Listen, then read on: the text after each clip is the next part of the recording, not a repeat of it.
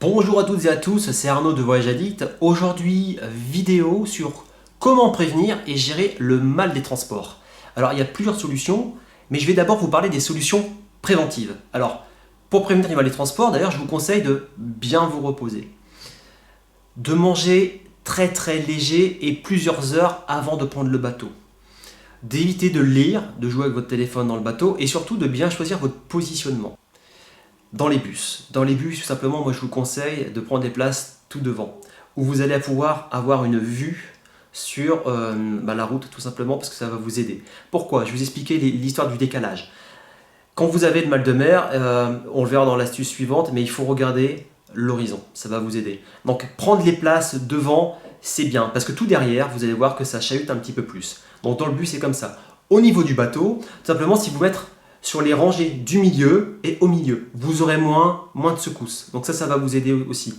Au niveau de l'avion, alors vous pouvez aussi avoir des problèmes en avion, ça m'est déjà arrivé. L'avion, effectivement, il y avait redécollé comme ça et on était resté pendant une demi-heure en train de tourner. Et donc du coup, il y avait pas mal de gens autour de moi qui étaient en train de vomir. Ouais, c'est pas très glamour, mais c'est comme ça. Et en fait, les meilleures places, c'est encore une fois, et d'ailleurs pas que pour cette situation-là, c'est au milieu de l'avion. Pourquoi? Parce qu'il y a moins de pression exercée au milieu de l'avion. Donc, mesdames, pour vos jambes, tout ça c'est parfait. Donc, prenez les sièges au milieu de l'avion, c'est idéal. Voilà. Ça, c'était pour le positionnement. Ensuite, quels sont les moyens pour gérer le mal des transports? Il y en a plusieurs. Moi, j'utilise énormément l'huile essentielle de menthe poivrée. C'est vraiment très connu et réputé pour effectivement gérer les problèmes de nausée. Moi, ça marche vraiment très bien. Alors, il faut le prendre sur un petit sucre ou sur un biscuit ou quelque chose comme ça, parce que prendre pur, c'est un peu délicat. Moi, je le prends pur, mais je sais que c'est vraiment très déconseillé, parce que ça peut brûler effectivement les parois. Donc voilà. Mais en tout cas, ça marche vraiment bien. Alors, ça n'a pas un goût extraordinaire, les huiles essentielles en général, c'est pas. Mais en tout cas, ça marche vraiment super bien. Après, vous pouvez éventuellement le sentir comme ça, mais moi je trouve que l'ingestion, en tout cas pour moi, ça marche vraiment bien. Ensuite, ça c'est plutôt c'est plutôt en correction, c'est-à-dire que quand j'ai déjà mal, c'est vrai que je devais le prendre avant, mais bon, en général je me dis ça va aller, parce que parfois ça va, parfois ça va pas. Bon. Mais il y a aussi maintenant les bracelets. J'ai fait une vidéo sur les équipements et pareil, je vous montre tout ça, c'est les bracelets qui appuient sur le point de pression qui vous permet effectivement de ne pas avoir les nausées.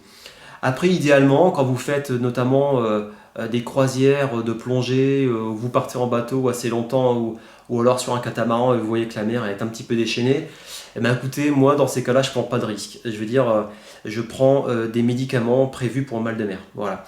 L'avantage, c'est que vraiment vous êtes bien, vous n'avez pas de problème, mais l'inconvénient, c'est que c'est vrai que quand vous êtes en activité, tout se passe bien, mais quand vous êtes au repos, là vous tombez un peu, quoi. C'est vrai que ça fatigue pas mal, donc vous avez tendance à faire quand même pas mal de siestes. Voilà, donc ça c'est un petit peu l'inconvénient.